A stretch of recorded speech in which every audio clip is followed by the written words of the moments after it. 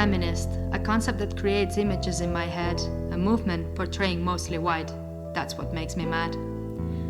I'm a woman, but am I a feminist? I thought I was. I would have screamed it out loud and proud, and I did every 8th of March, just like every other day, without a doubt.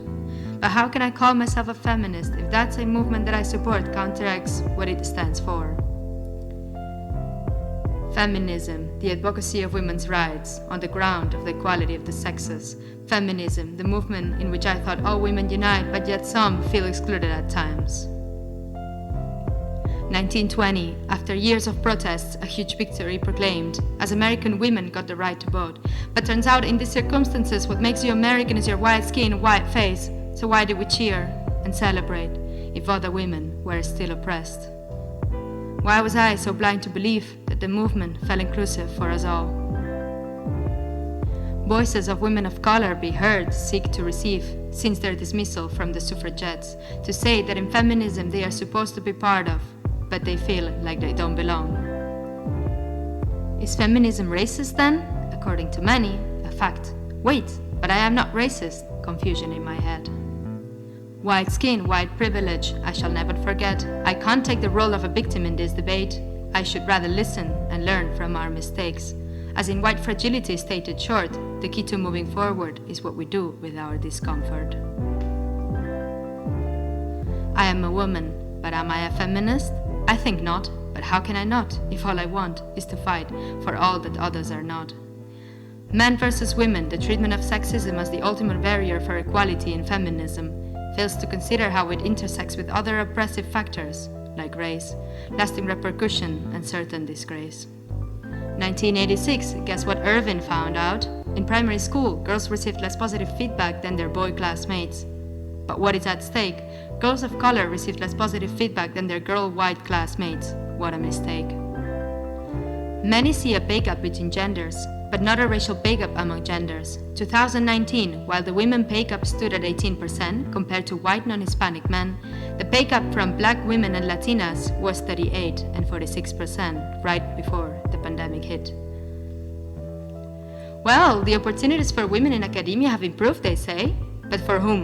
In the UK, some of the universities with the highest attainment gaps between students of different ethnic groups and race proudly hide behind their support for Black Lives Matter. Though ever since the murder of George Floyd, their racial inequalities came into focus, the improved chances in academia were mostly for white middle-class women in this case. And where are all these arguments in women's fight for a society more just? Some say we should differentiate. Women are no more immune to racism than men, so don't hold feminism accountable for the problems of racism around the world.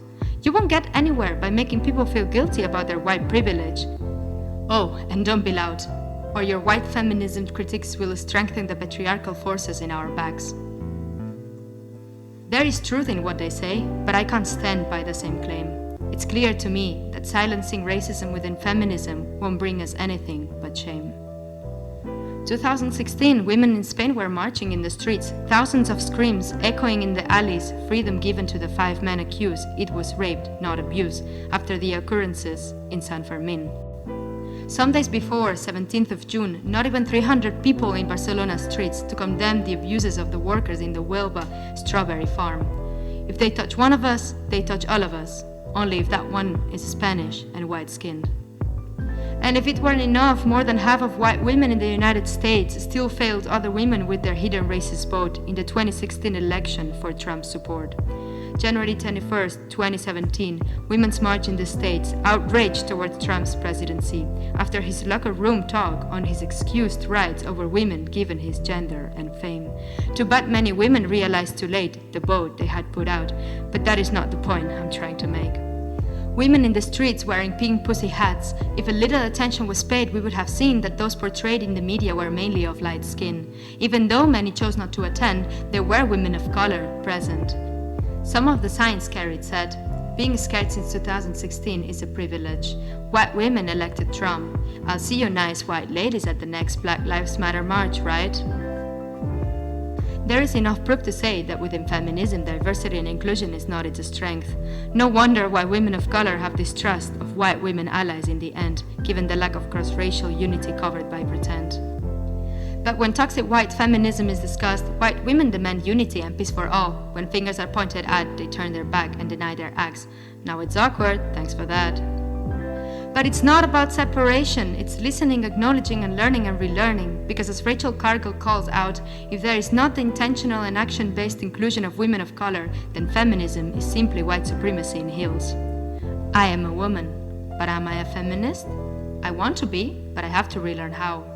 As earlier pointed out, we often hold inaccurate conception of discriminatory assertions, making one believe that it occurs on a single coordinate axis.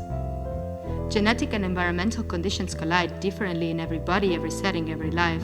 Race, gender, sexuality, religion, class, they are all part of who we are. They overlap and mix up, and they are causes for discriminatory acts. Intersectionality, a framework, a metaphor, a term first addressed by Kimberly Crenshaw, 1989. Intersectionality, roads with different factors of who we are, intersecting in many points. For every identity, the world is lived as a different experience, and face discrimination in layering and intersecting ways. Feminism, through the lens of intersectionality, looks at the multidimensionality of women's experiences, recognizing the influence of interacting variables. As for equality, only can it be reached by recognizing the differences and acting as a consequence. I am a woman, but am I a feminist? Yes, I am, but not of any kind. I advocate for intersectional feminism. Feminist. When I hear this word, all unrepresented, I won't forget. Feminist. When you hear this word, who do you picture in your head?